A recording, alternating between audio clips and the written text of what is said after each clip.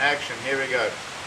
Right, as we get deeper into our practice, when you're in a course like this, the first part is opening up and setting the body up.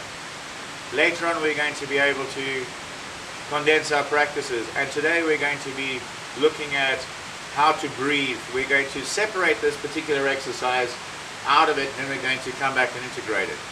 So when we're going to do something like this, we can do a much shorter starter practice, which is very good for when you're back at work and you're somewhere else and you're 10 minutes or less and you want to get the full benefits of a practice, but you just don't have the time.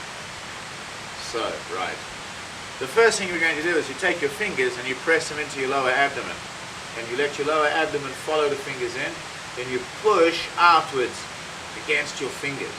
So it's right here below the navel in between the pubic bone, right? So you push in and press away. Press away. Press away. And when you're pressing away, you want to see if you can get that feeling to go down to your feet. Right? You do this 10 or 15 times and it really gives you strong internal feeling. You're getting that? So you want to see if your fingers can come in as deep as they can, and then you use your abdomen to push them away. Start off nice and softly and you can build it up, but it really is very good. You getting that? Right here, right to the bottom. And then you can, Wang Jianjun, one of holds the Guinness Book of Records, a record, for lying on his back, and he put 5 kilograms on his abdomen, and he flicks it off like that, right a few meters away from him. And then when people punch him in the stomach, he just lets it come in and just throws it back, and people complain about having very sore hands for a long time after that, right? So that technique is the first one. The second is rocking the lower body. It's getting the pelvis tilted. You do 10 or 15 of these. The first 1 or 2 nice and slowly. Tucking up the pelvis, pressing down into the feet, keeping the shoulders and the rest of the body relaxed and neutral. Open and close. So if you're going to do 2 minutes on this one, the first part you do it slowly and precisely, and then the last part of it you'll have a bit more vigorous in it, right? Faster movements and a lot deeper. And after that, turning the hip joint, both hip joints, right? Rotate them in a little circle. And what we're doing here is we're loosening up our hip joint, knee joint, ankle joints, making sure the feet are relaxed, and it's also opening up the spinal column quite well. That helps get our movement down to the feet. Again, we're circling around the knees after this.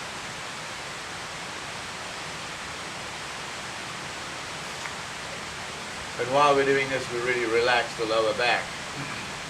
So you can spend 1 or 2 minutes on each of these exercises if you like. I'm just demonstrating it, I'm flying through it. And rotate the ankle joint, so you can press the toe straight down if you're wearing shoes, but if you're barefoot you can rest the ball of the foot on the ground, so you don't have to worry about compressing the tips of your toes on the floor, and it's a lot more comfortable. And it also provides a nice rotation in the knee and the hip joint. From there we're kicking out the heels like this. Stretch out the lower back, get a little bit of movement down into the ground, balance the left and right hand side of the body.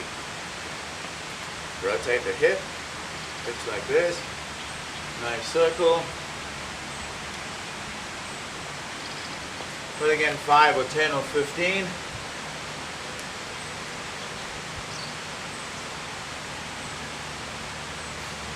Then we use this exercise here where we are rubbing the dantian by turning the hip joints and using the waist. You do a minute or 2 of this, then move it up to the shoulder joints, keeping the hips where they are. So you can see we've connected the chi to the ground. We're bringing it up through the body, and it's going to be going out our hands as the next one. Rolling the shoulders, elbows, back to hands, and then stretch the neck up. And then after that, when you exhale, you're pulling your abdomen into the body. Inhale, relax it. And this is where we get onto the breathing technique.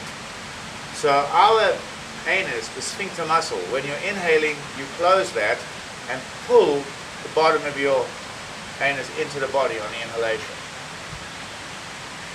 Relaxing the abdomen so it gets big like this, but keeping a little hold on the bottom.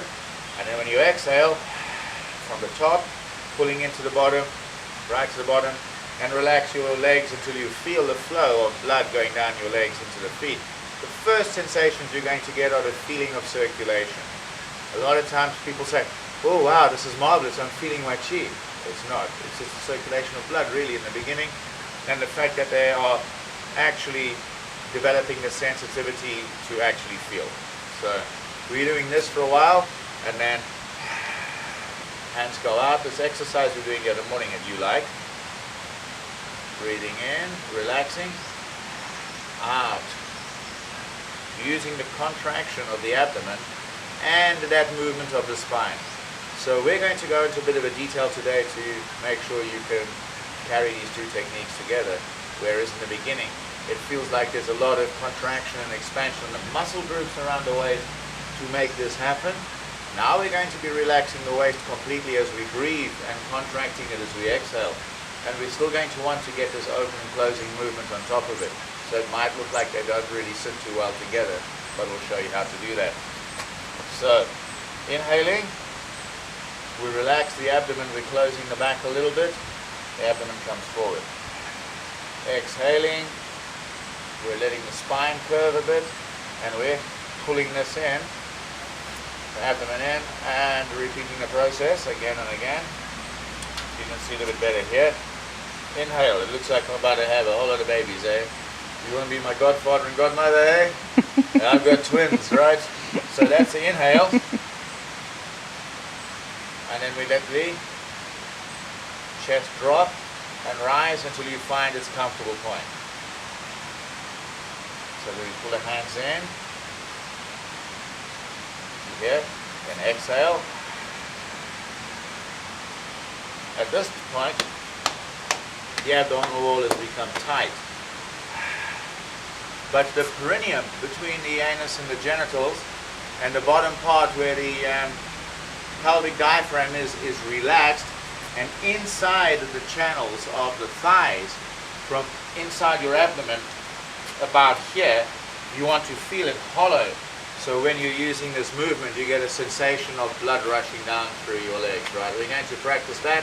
I think that's enough on the video for the moment. We'll just get down to some sweating now.